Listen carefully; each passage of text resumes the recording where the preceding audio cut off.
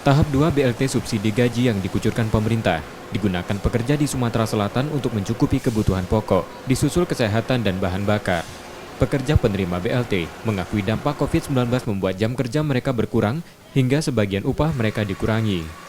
Adanya BLT subsidi gaji ini diakui pekerja bisa menopang kebutuhan dan daya beli selama pandemi COVID-19.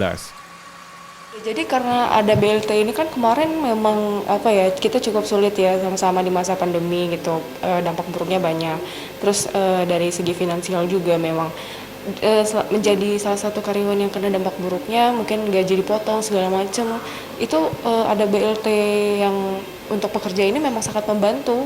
Ya pastinya digunakan untuk kebutuhan sehari-hari lah ya, untuk beli-beli. Dan itu juga kan membantu tujuannya untuk meningkatkan daya beli. Kalau untuk BLT ini bantuannya ini sangat membantu ya, karena masa pandemi ini sangat sulit bagi kita. Dan BLT ini saya gunakan untuk kebutuhan sehari-hari seperti kebutuhan pokok di keluarga gitu.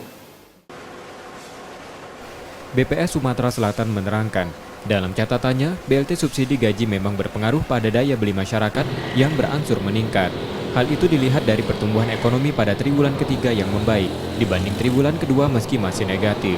Konsumsi masyarakat untuk makanan dan minuman minus lebih kecil sebesar 3,88 poin dibanding triwulan sebelumnya berada di minus 6,05 poin, disusul kesehatan dan sektor komunikasi.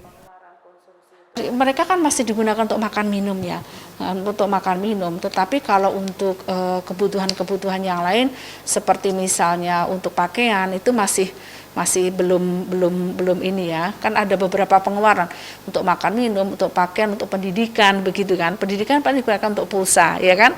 Terus untuk akomodasi untuk mereka pergi juga belum banyak juga kan yang dibuka seperti itu. Stimulus subsidi gaji pekerja juga mempengaruhi realisasi belanja pemerintah seperti bantuan sosial sebesar 51%.